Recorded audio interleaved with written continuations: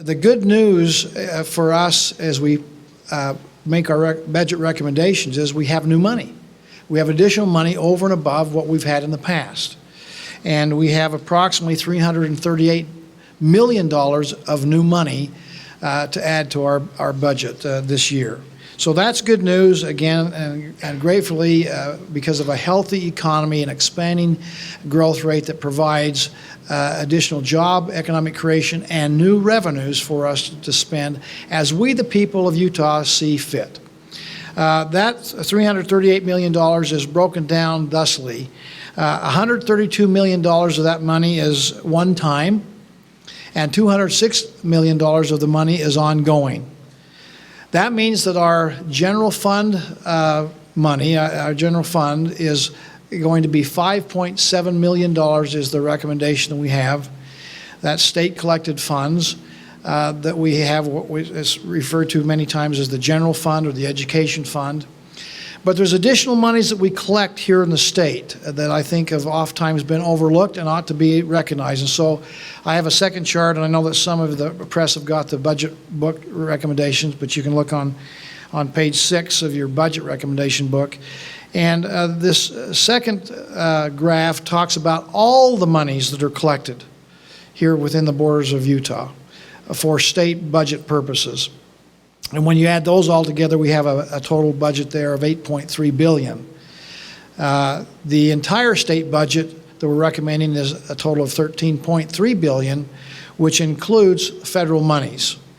Now, a couple of points here to make. When we talk about the monies that are collected in Utah, we have about $2.6 million, which are earmarked monies, our restricted funds, our transportation monies that are being spent, gasoline tax monies. We don't have a lot of flexibility. That has to be spent. But it's something that we ought to acknowledge that it is monies that comes and ought to have the same kind of scrutiny in the budgetary process as we have with other monies, which we have discretion and flexibility with. And lastly, on our overall budget of $13.3 billion, I know there's been some discussion about the percentage of federal monies that's a part of our own our state budget. The answer to that is it's 26.6% of our state monies that we have part of our state budget is federal monies. It's about $3.5 billion. Which, by the way, if you go back through the last decade, you'll find that that's about the historic average. 26.6% of our state budget has been federal monies for the last 10 years. It fluctuates a little bit up and down depending on the economy. You can all appreciate as the economy is more difficult, more people look to the government for help, more government assistance on some general welfare issues. When I came in, it was at 30%. So we actually are trending downward now as the economy improves and gets healthier. So nothing to be too alarmed there, I would think. Of the budget, again, I think, as I mentioned, our priorities are shown in the budget, and my number one budget priority has been historically education. The reason for that is because my focus is on growing the economy. I believe that if we're going to have the healthiest economy possible, certainly not only in the short term, but the long term, we have to have a skilled labor force. That means education. And so the bulk of the new money that we have will be spent in the education arena. And my proposal is we have $261 million of new money that we'll put into the education budget. That will add to what we already have. We'll bring what we're spending just with Utah money alone.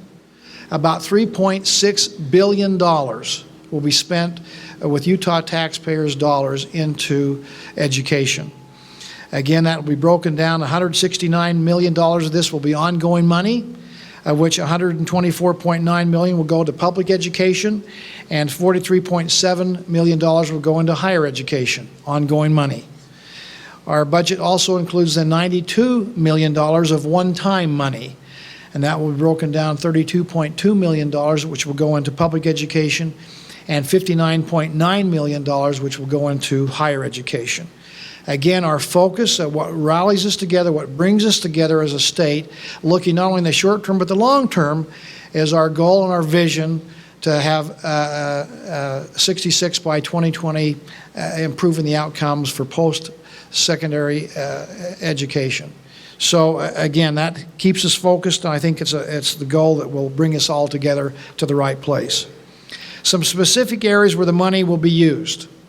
On public education, I know the big concern for the public education folks is what about the growth? We have a very fast-growing student population, and so $64 million will be put in the budget to fully fund the growth, which the consensus number from those in the public education arena is that's an additional 10,300 more students into public education. So $64 million to fully fund the growth in public education. We're also adding $61.6 million to put into the weighted pupil unit.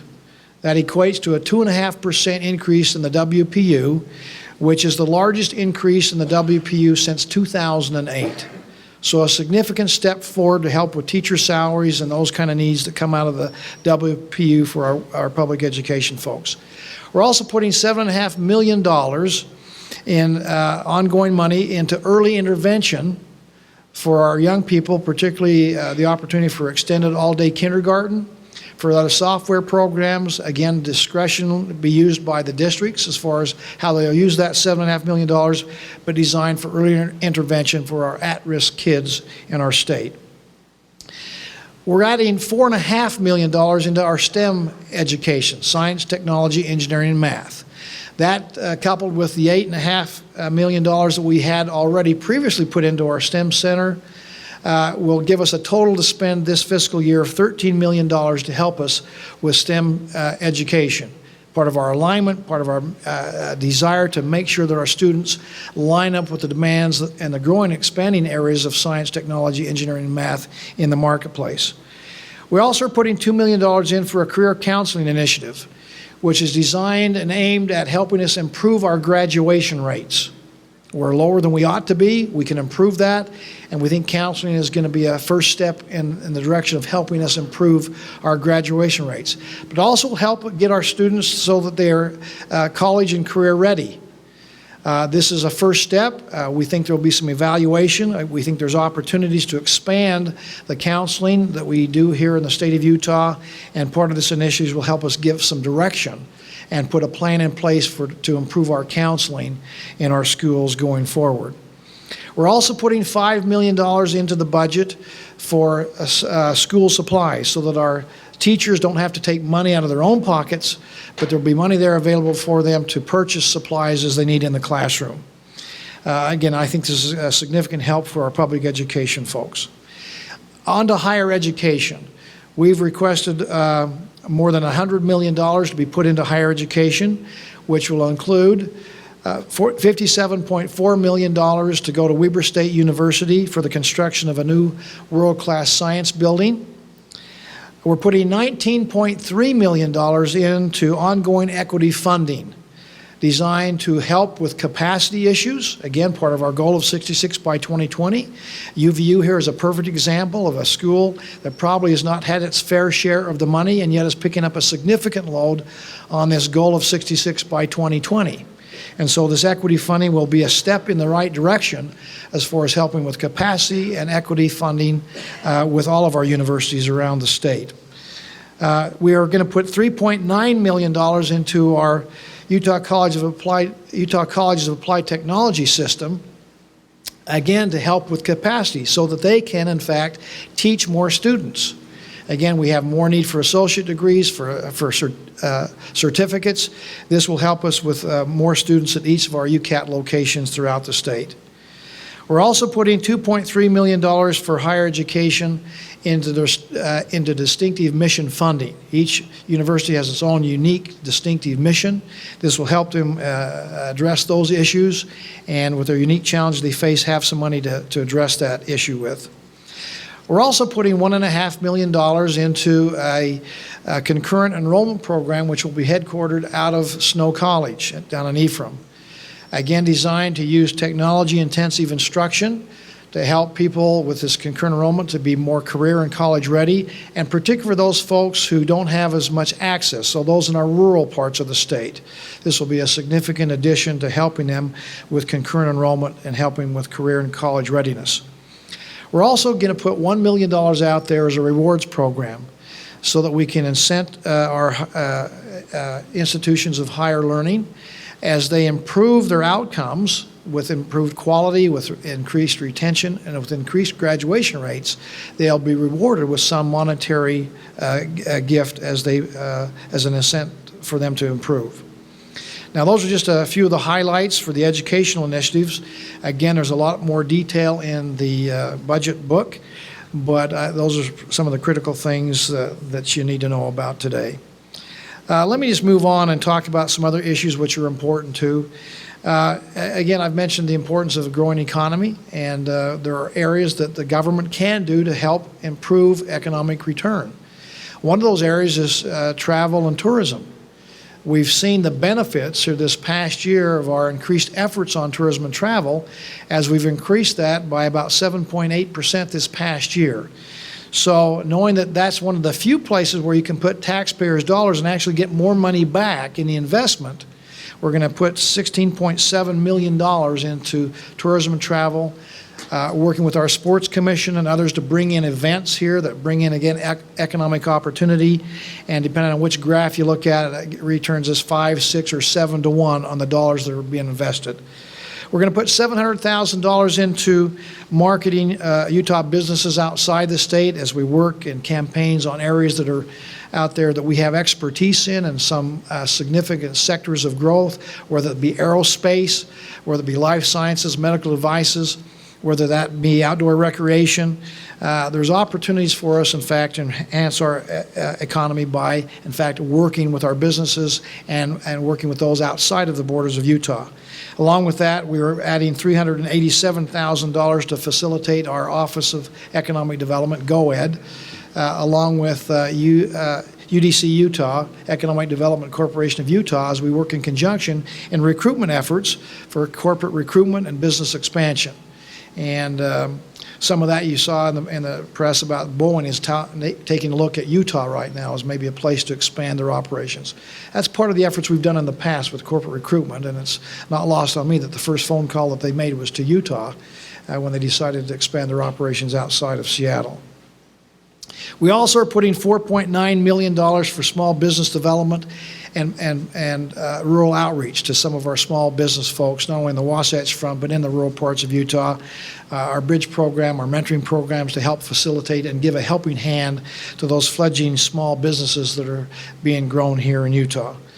And last but not least, $500,000 to put into what we call our ACE program, our Accelerated Credentialing and Employment Program, which is designed to help returning veterans particularly to find work and to get back into the marketplace, giving them credit for training they've already received and learning they've achieved in the military and their service there, so that they can shortcut getting certifications to go out and become a plumber or an electrician or a technician of whatever form, and getting credit for the training they've already received. Now, there's a lot of important issues. Let me just tick off a few of them rapidly here that I think are important for us to mention as we roll out the budget. A lot of discussion we have had over the last couple of years on the air quality of Utah, and particularly along the Wasatch Front and some other specified areas in the state. And to that end, I've asked for $1.8 million to do some proactive research on particularly the Wasatch Front, our unique air shed that we have here, our topography, our meteorology, and see what we can do to, in fact, find better ways to clean up the air. We have demands that are being put on us by the Clean Air Act. We want to be ready to adopt those and to do our part in cleaning up the air. So $1.8 million for this research that will be done. $1.3 million will go to our Utah Clean Air Partnership, oftentimes referred to as UCARE, which has helped us become more aware of the individual responsibilities we all have, and the fact that nearly 2/3 of the pollution that happens during our inversion days come from our tailpipes. We all have opportunities to, in fact, curtail our driving and do our part. We're also going to use $1.3 million to give grants to individuals, to businesses, to other entities out there in the communities which are going to do something and need a little helping hand to get that new best practices in place. So $1.3 million for grants that will be available to help clean up the air. We're asking for $14.3 million to replace our aging school buses and other state fleet vehicles, which because of their age are in fact polluting too much. So we'll use that $14.3 million to replace buses and state vehicles with cleaner, more efficient, and alternative fuel vehicles. $600,000 will go into an energy loan fund, which will be used to increase the efficiency of our state government buildings so that we become more efficient in how we use energy. And not only will we have less pollution because of that, but our utility rates over time will go down, so that should be a win-win. And by the way, this was announced about a month ago, so this is not necessarily new, but it should be at least part of the rollout here today, and that is that we've negotiated a contract with UTA, the Utah Transit Authority, for transit passes for most all state employees. About 19,000 state employees will have transit passes so that they can use the buses, tracks, the front runner system, and take cars off the road. So we as state employees will start doing our part to help clean up the air by using mass transit. Let me talk about another topic, and that has to do with corrections. There's been a lot of discussion and talk about prison relocation out of Bluffdale, Point of the Mountain, and I think that's appropriate.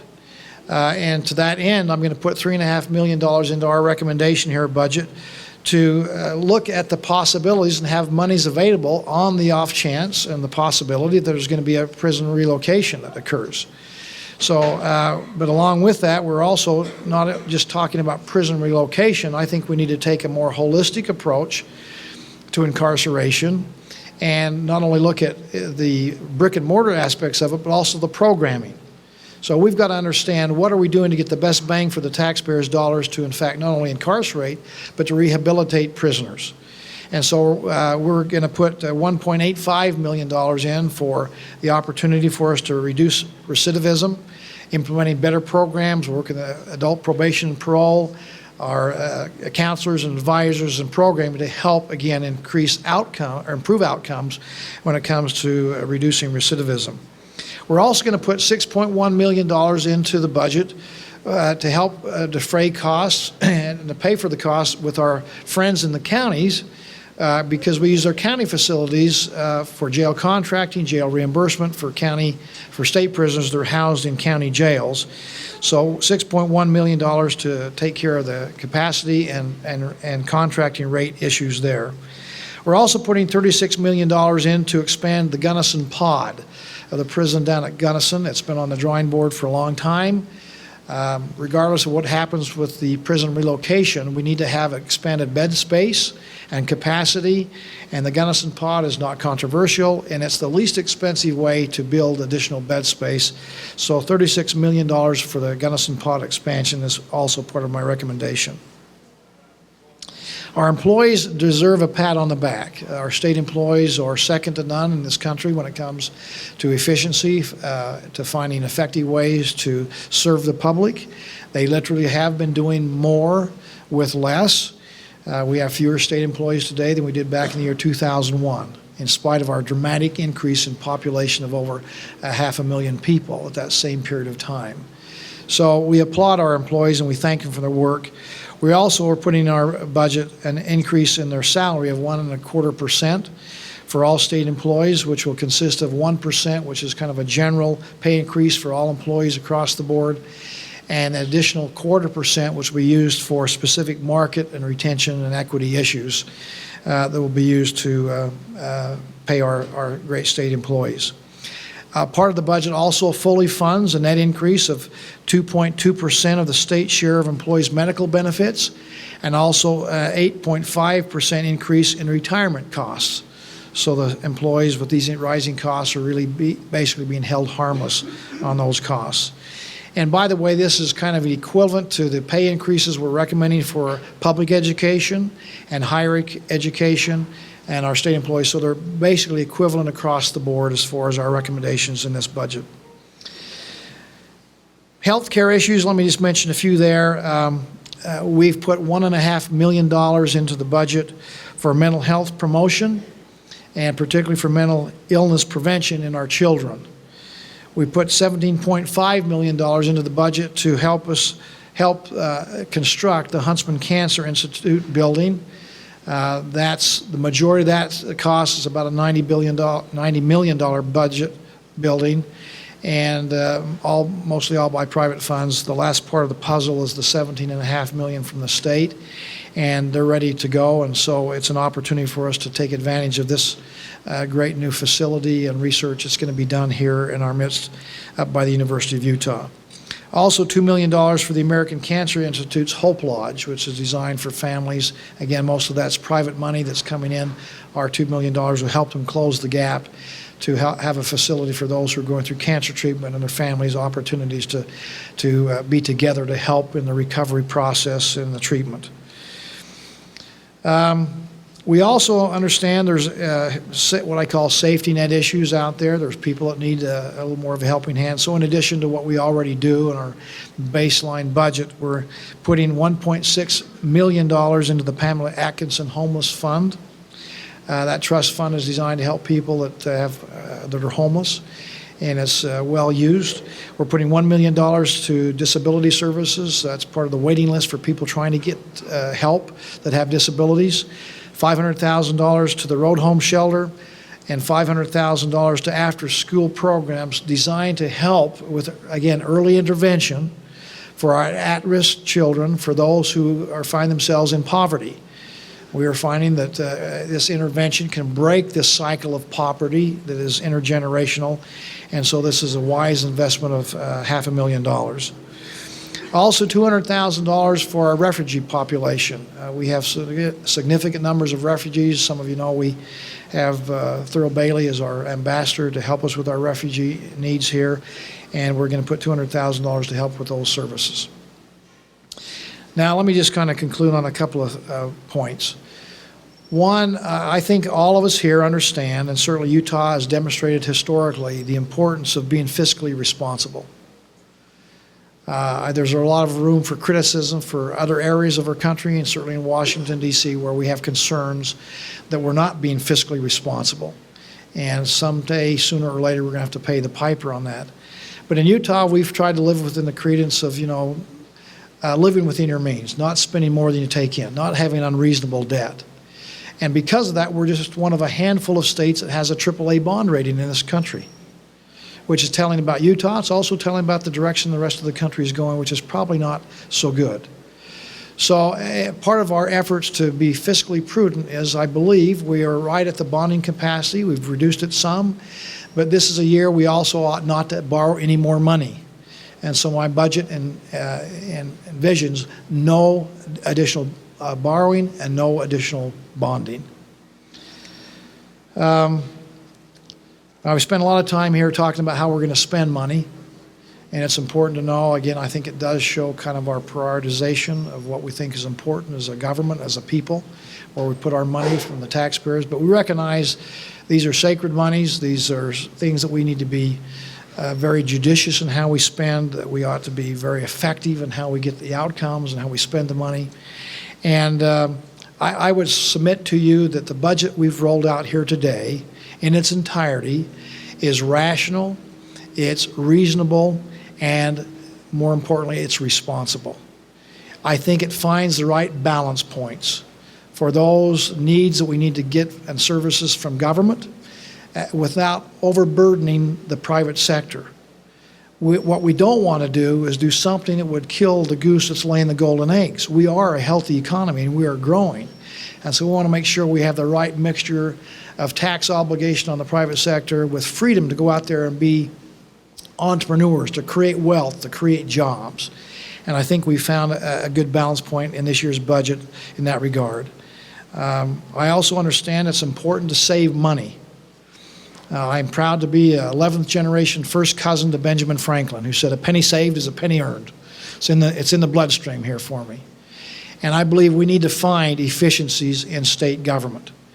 And I'll just recall that at our State of the State address here this past January, that I talked about the fact that we in Utah will continue to find ways to be better and more efficient in how we spend the taxpayers' dollars.